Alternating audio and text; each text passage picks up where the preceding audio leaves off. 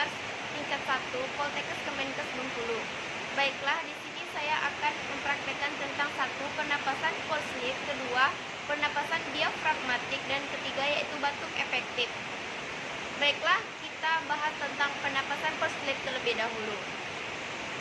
Pernapasan full sleep yaitu dengan mengambil nafas melalui hidung, kemudian dikeluarkan melalui mulut dalam bentuk huruf O.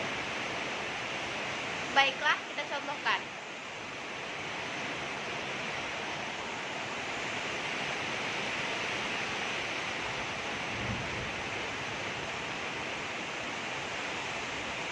Yang kedua yaitu pernapasan diafragmatik.